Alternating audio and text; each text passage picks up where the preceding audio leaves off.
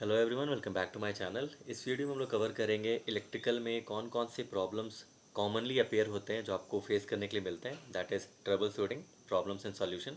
तो मेरे हिसाब से जो टॉप 10 प्रॉब्लम्स हैं उनको मैंने इस वीडियो में डाला है। ये पार्ट 1 है, पार्ट 2 बाद में आएगा। So let's get started.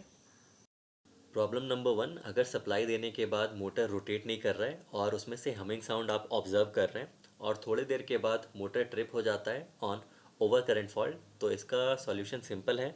आपका जो सिस्टम है उसमें सिंगल फेजिंग हो चुका है। सिंगल फेजिंग का मतलब हुआ किसी भी एक फेज़ में सप्लाई फेलियर।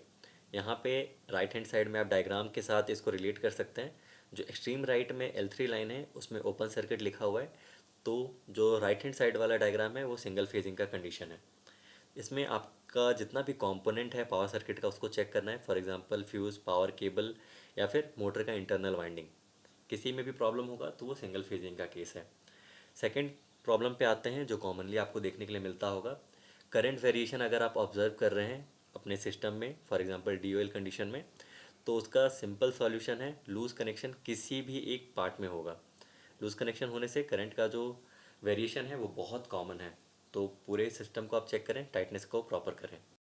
इस प्रॉब्लम के रेफरेंस के लिए राइट हैंड साइड बॉटम में मोटर टर्मिनल बॉक्स का फोटो है, जिसमें आप देख सकते हैं एक लीड बर्नआउट होना शुरू हुआ है और उसका सिंपल सा रीज़न है लूज़ कनेक्शन। लूज़ कनेक्शन के चलते पहले करंट वेरिएशन होगा और फाइनली जब वो एक्सीड कर जाएगा तो जो बर्नआउट आप देख रहे हैं वो रिजल्ट होता है। आते हैं थर्ड प्रॉब्लम पे। अगर आपका मोटर या फिर सिस्टम कहा जाए ट्रिप हो रहा है अर्थ फॉल्ट पे और जब आप इंस्पेक्ट कर रहे हैं मोटर को और पावर केबल को तो उसका कंडीशन नॉर्मल आ रहा है, तो ये प्रॉब्लम बहुत ही माइनर स्केल पे होता है, कम होता है। और इसका सिंपल सा रीज़न है, जब भी हम टर्मिनल बॉक्स को बंद करते हैं तो एक चांसेस है कि जो पावर केबल का लीड है, लक्स है, वो टर्मिनल बॉक्स को टच करे। ये हुआ था प्रॉब्लम हमारे साथ छोटे मोटर के साथ। उसमें जो लग था वो टच हो रहा था टर्मिनल बॉक्स पे और जैसे ही हम स्टार्ट कमांड दे रहे थे वो अर्थ फॉल्ट आ रहा था। नेक्स्ट प्रॉब्लम नंबर 4 जो कि बहुत ही कॉमन है, दैट इज़ मोटर का पावर केबल वो बर्नआउट हो जाता है, उसका जो इंसुलेशन फेलियर हो जाता है। और स्पेसिफिकली मैं बता रहा हूँ मोटर टर्मिनल बॉक्स के पास, दैट इज़ ग्लैंडिंग जहाँ पे करते हैं वहाँ पे। और अगर आपका किस्मत अच्छा है तो मोटर डैमेज नहीं होगा, जो उसका मेगर वैल्यू वो ओके रहेगा, बट मोटर हीट हो जाएगा। इस कंडीशन के लिए दो रीजंस हो सकते हैं। पहला ये है कि मोटर ओवर करंट लिया हो बिकॉज ऑफ जैम कंडीशन, जो आपका इक्विपमेंट है, पंप है, कन्वेयर है, तो वो अगर जाम हुआ हो उस केस में मोटर ज़्यादा करंट लेके इंसुलेशन फेलियर हो सकता है। उसके साथ आप OLR सेटिंग भी चेक कर लें सो दैट जब भी करंट अपने लिमिट से इंक्रीज़ करे वो सडनली ट्रिप करवाए सिस्टम को। और दूसरा कंडीशन सिंगल फेजिंग का जो हमने पहले देखा था। और यहाँ पे एक चीज़ और ऐड किया है, जो आउटपुट सप्लाई है फीडर का वो अपने लिमिट में रहे, दैट इज़ वोल्टेज अपने लिमिट में रहे 415 से 430 तक। नेक्स्ट प्रॉब्लम नंबर 5 पे आते हैं।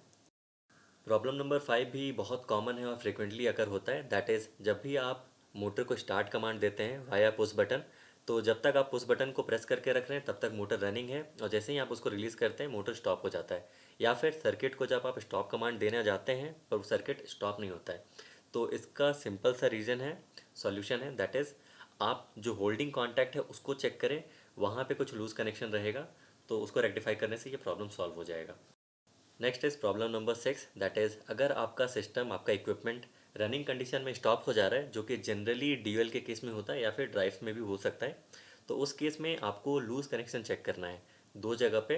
पहला है PLC जो हमारा होता है, उसमें DI/DO के डिफरेंट कार्ड्स होते हैं, रिलेज होते हैं, उनका कंडीशन चेक कीजिए, वो फ्लिकर हो सकते हैं। दूसरा है NONC कॉन्टैक्ट्स रिले का और कॉन्टैक्टर का चेक कीजिए। इन दोनों जगह पे अगर लूज़ कनेक्शन है, कुछ फ्लिकरिंग है, तो उसके चलते रनिंग जो सिस्टम है वो स्टॉप हो सकता है।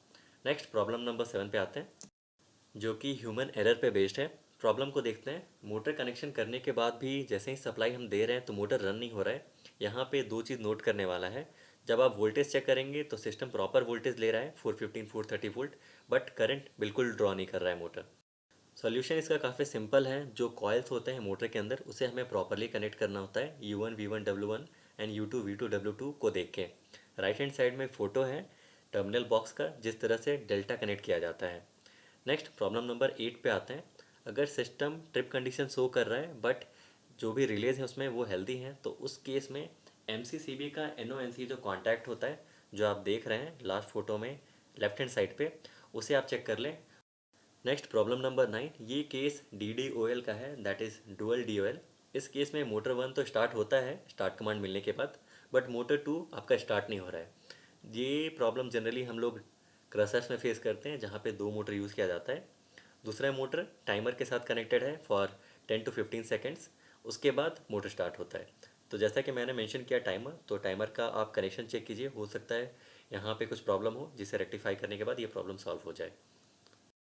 लास्ट प्रॉब्लम इस वीडियो का, दैट इज़ प्रॉब्लम नंबर 10, जो कि है सिस्टम स्टार्ट फेल हो रहा है। जैसे ही स्टार्ट कमांड दे रहे हैं तो सिस्टम में स्टार्ट फेल का प्रॉब्लम आ रहा है। तो ये प्रॉब्लम बहुत ही फ्रीक्वेंट होता है। इसके सॉल्यूशंस पे आते हैं। तो पहला है, हमें टाइटनेस चेक करना पड़ेगा रन फीडबैक का, जो कि एक DO होता है, कंट्रोल रूम में जाता है, सर्वर में जाता है। अगर ये रन फीडबैक प्रॉपर नहीं मिल रहा है कंट्रोल रूम में, तो सिस्टम स्टार्ट भी हो जाए तो वो ट्रिप हो जाएगा या फिर स्टॉप हो जाएगा। नेक्स्ट सॉल्यूशन इसका ये हो सकता है, जो ऑक्सिलरी कॉन्टैक्ट होता है उसमें लूज़ कनेक्शन हो, वो माल फंक्शन कर रहा हो, तो उसे आप रिप्लेस कर दें। उसके बाद टाइमर को भी देख सकते हैं आप, टाइमर प्रॉपरली काम नहीं कर रहा हो। नेक्स्ट, टाइटनेस, जैसा कि हम पहले से देखते आ रहे हैं, ये बहुत ही बेसिक इलेक्ट्रिकल प्रॉब्लम है टाइटनेस वाला, RO साइड में, रिले साइड में, टाइमर साइड में।